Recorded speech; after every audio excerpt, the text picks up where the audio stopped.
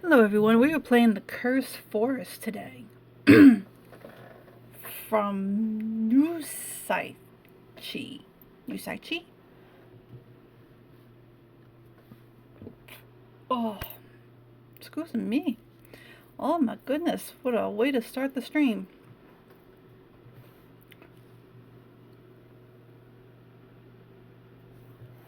Okay, we got some disclaimers here. Problems that we know. We'll fix the problems. Oh, what happened? What happened?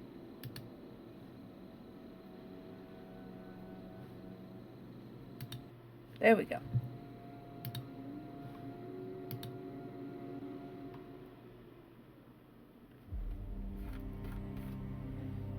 A phone. A phone call.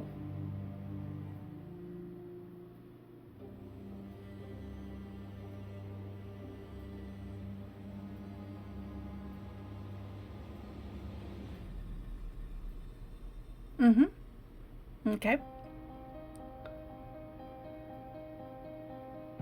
Bum bum bum bum bum bum bum bum bum bum bum bum. We be jamming.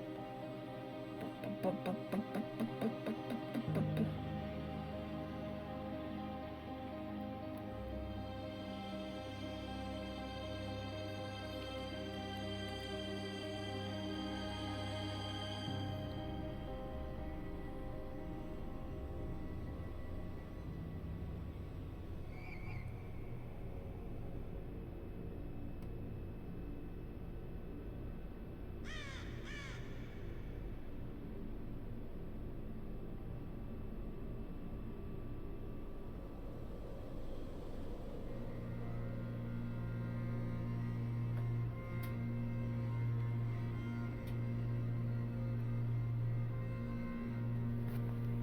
And we're driving into the forest.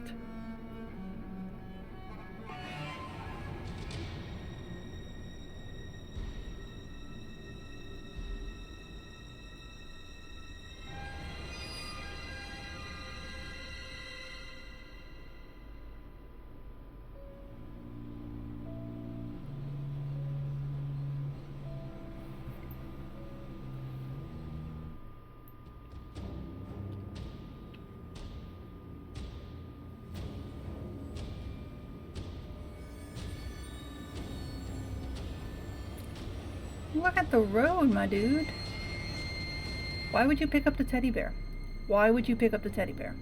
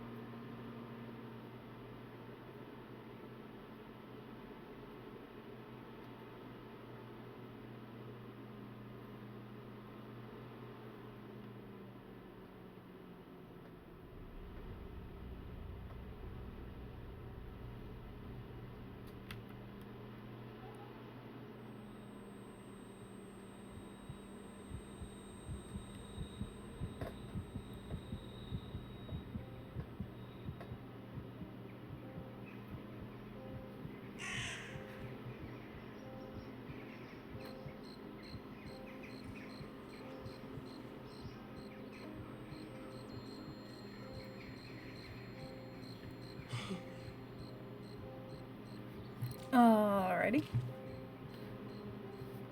Well, where's my car?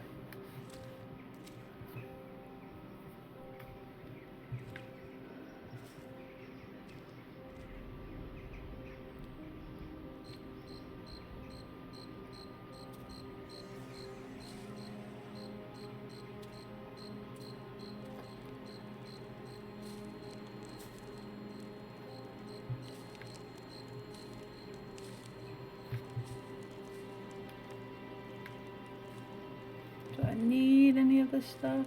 Nope, apparently not.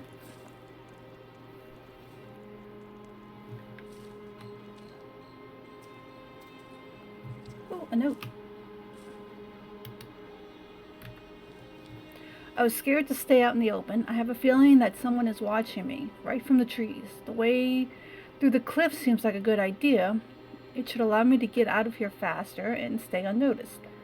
When I tried to traverse the cliff, one of the stones fell on my leg. It's like this place itself won't let me leave. My leg isn't damaged, but the stone has pinned my leg pretty badly. I have to free my leg before something else falls. Close. How did you write that note?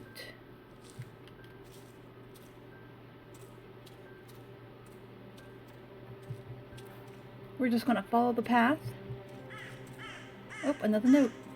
Nope, we're going off the path. Ever since I started researching and writing about abandoned places, there's always been one in particular that I've wanted to visit. I've heard many stories about the place, everything from cars mysteriously breaking down as they try to pass through, to travelers venturing into the forest never to be seen again. Then there's the tales about the settlement itself.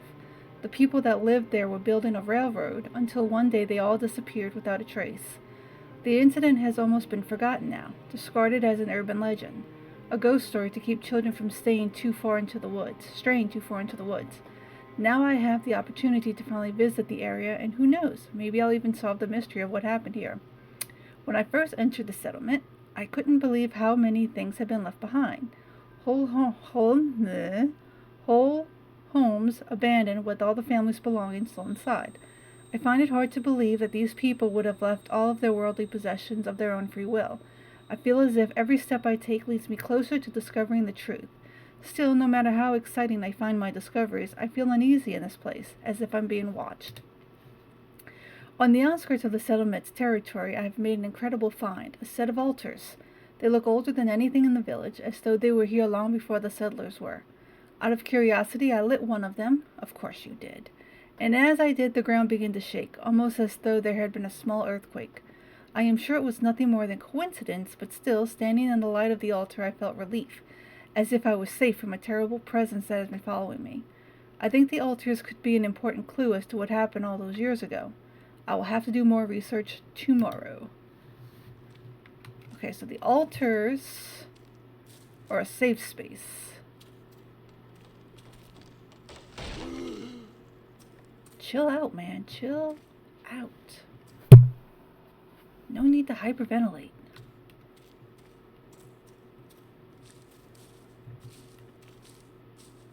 Do I have a flashlight? I don't have a flashlight.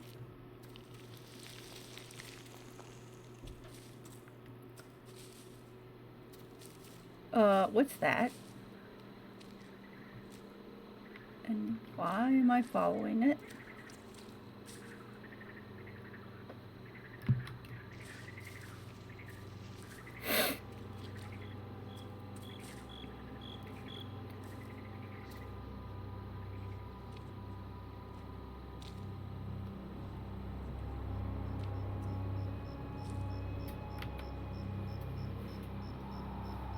Alright, I'm here. Got a possessed deer, a possessed rabbit, a possessed fish. Nice. Everything's possessed. Let's see what's in the house.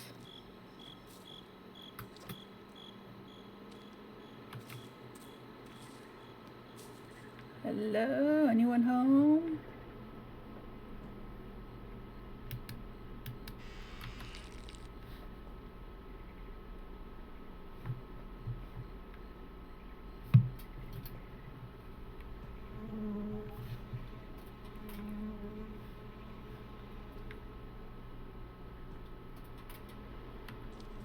There was a strange atmosphere in the settlement today. The people seemed more subdued and silent than usual, although it could have been a projection of my own foreboding. Sarah's predicament plays on my mind, so much so that out the corner of my eye I could swear I saw her sitting in my room. But when I looked, of course she was not there. I will need to approach her father about his attitude towards her. He is a harsh leader and no different in his parenting. While the villagers seem enraptured by his vision, I am less convinced and find it hard to trust his word as certainly as the others. Although the streets were quiet today, and at night they seemed to have come alive, when I left my house to inquire as to the commotion, the noise faded into nothingness, as though it had never existed in the first place. Tomorrow I will have to be braver and speak to Sarah's father. Then perhaps the feeling of unease will leave me, and the inexplicable things that have been happening here will show themselves to be nothing but a fracture of my own nervous mind. Yes. A single mushroom on the plate.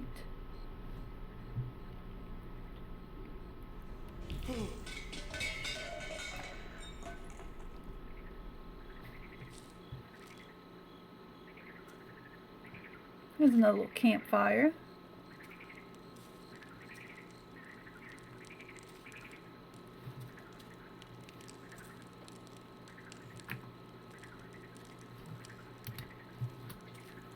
Okay, so it auto saves. Actually, this all looks very familiar. I think I've played this game already. I don't know if I played it. I don't know if I streamed it, but I'm pretty sure I've played this game already.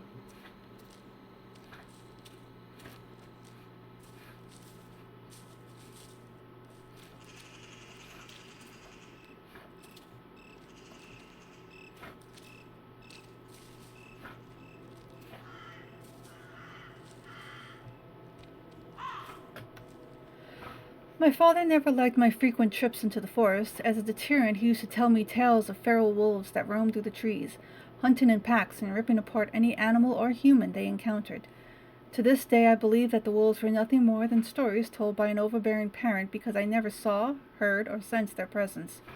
I think that's because the forest has always been a beautiful and peaceful place to me, exactly the way I imagined it from my books, not the dangerous place I was told existed beyond the tree line.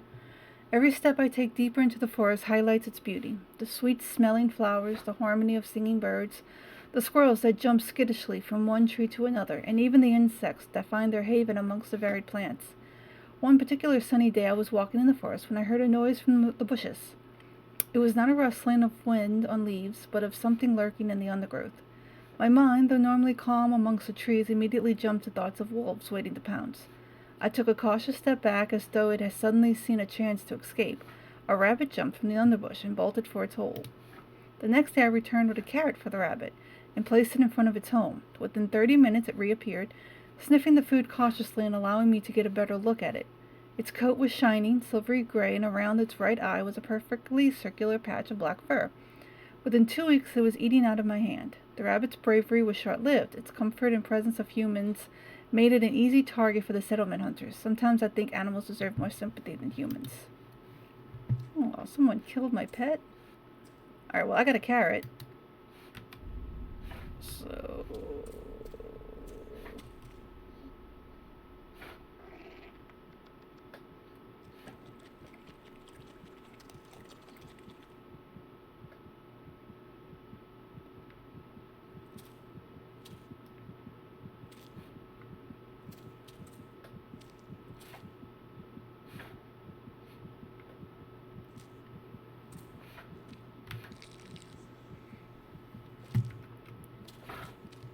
Alright, I got an arm. Thank you, bunny.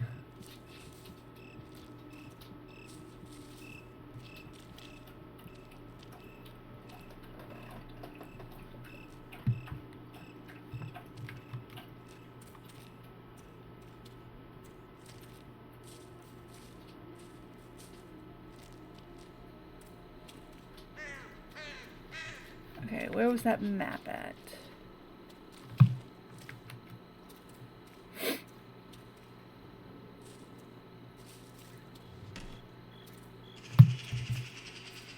What in the world? Rude.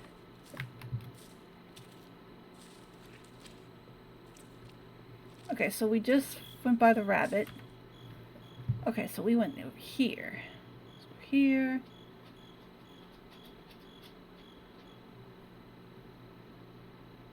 Do we want to face the deer or the fish? Arthas, you okay?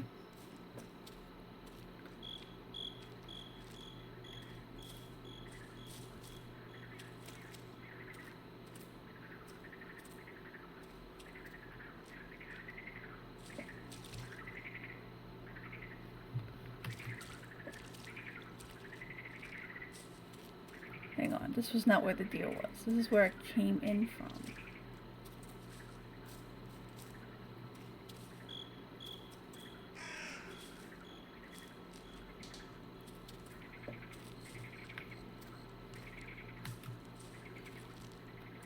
That's where the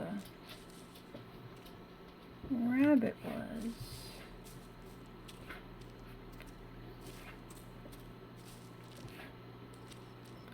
Alright, let's just go this way.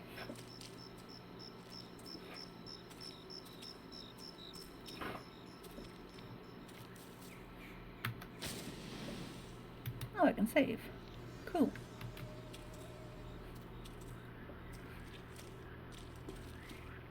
What? Oh, it's a frog.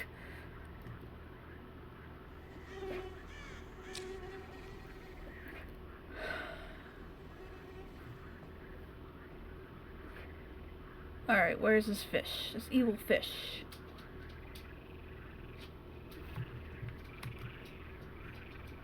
Oh, a note. I would like to read the note. Let me read the note. When I was younger, an older boy told me a story about a creature that lived in the lake. He swore that while out walking, he had to look towards the distant shoreline and saw a red glow softly radiating from within the water. The boy took off his shoes and cautiously waded inward to get a better view, but as he got closer, it rapidly started towards him. Startled, he backed out of the water to the safety of land. Emerging from the spot he had just occupied, the boy glimpsed bright red scales, a shark-like jaw, and rows of ragged, sharp teeth. After having recounted his tale, I told the boy that I didn't believe him, that nothing so monstrous could be in creation. In response, he retrieved from his bag an old book, flipping to a well-thumbed page that shows a hand-drawn picture of a grotesque-looking catfish. It was not the creature he had seen, but proof that the nature could be more hideous than anything I've ever imagined before. I went home in tears. My father berated me for believing in such foolish make-believe stories. Even now, although I know it cannot be true, some part of me believes that such a creature exists, perhaps hiding in a cave deep below the water's surface. Sometimes it haunts my dreams. In them, I'm the boy swimming out into the lake. I see it beneath me, coming towards me, but I'm powerless to move. When it grabs my leg in its jaw and drags me into the depths, I feel no pain, only the sense of relief that comes from succumbing to the inevitable. It's strange, you'd think that I would stay away from the lake, but more than ever I find myself drawn there, hoping to catch a glimpse of the mysterious creature from my nightmares. Close. Close. Thank you. Close. Alright.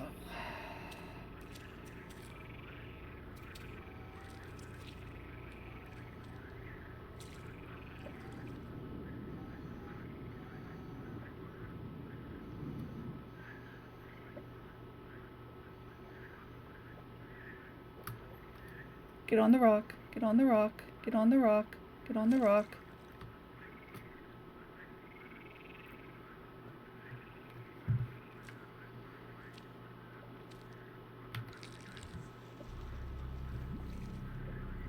Oh, there's the fishy.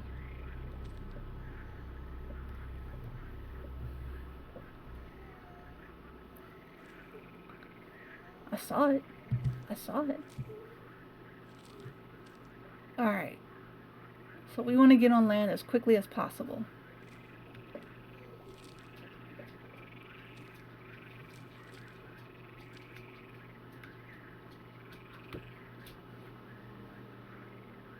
Ooh, I'm nervous. This fishy's going to eat me.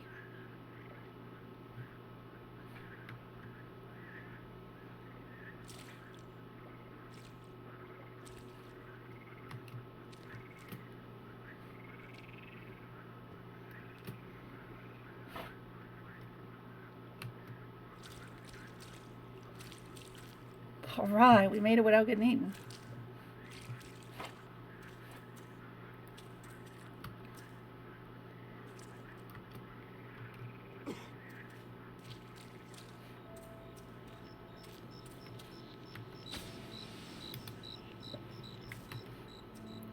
Okay.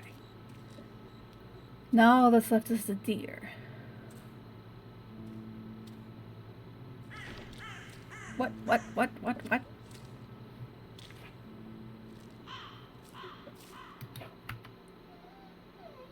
We went this way. We went this way.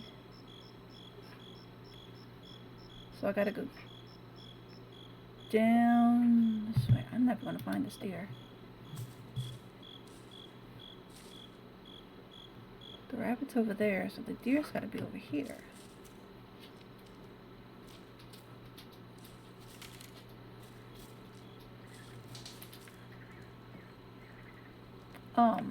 Excuse me?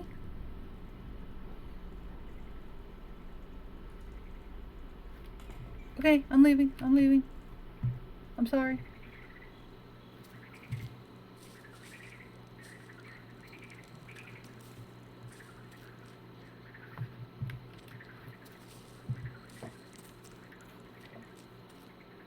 So where would this deer be? A deer. There's some graves, I guess.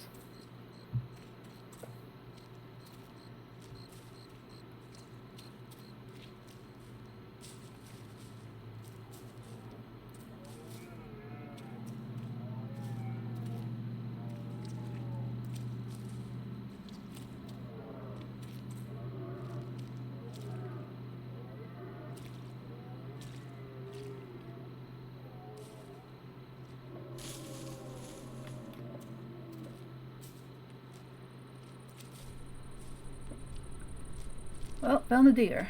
Okay.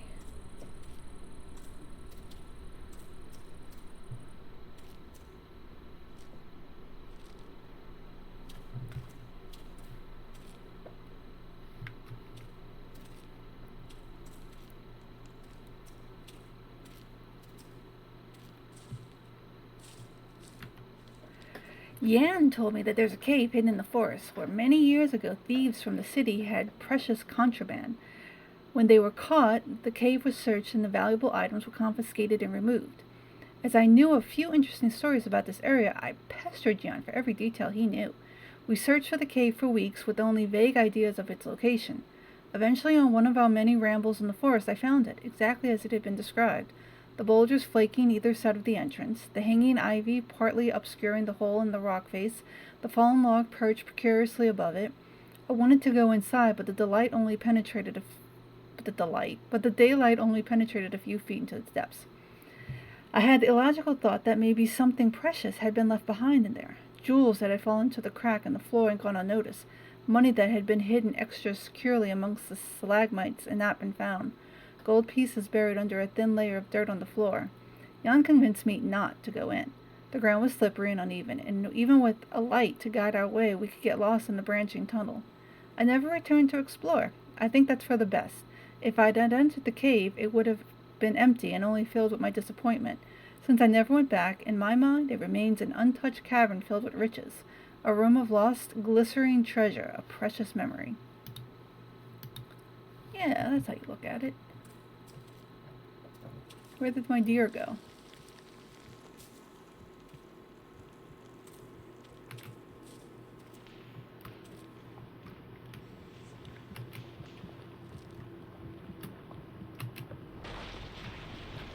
Oh, snickerdoodle.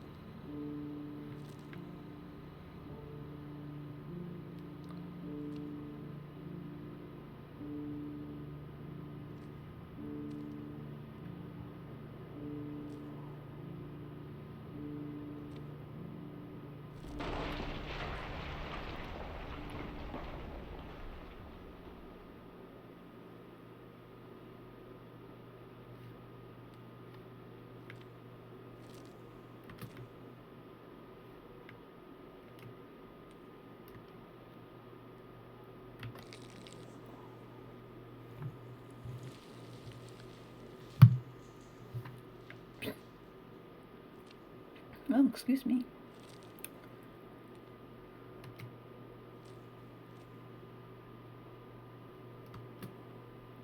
Alright.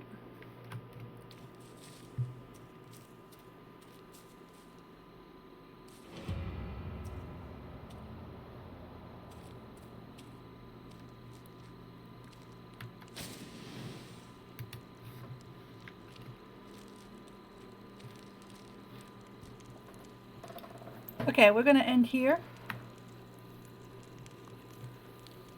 We got the bunny and the fish and the deer. We need, oh, stretch. It looks like we need, hang on. Okay. So we need 3 more body parts. I'm guessing a torso, a head, and legs.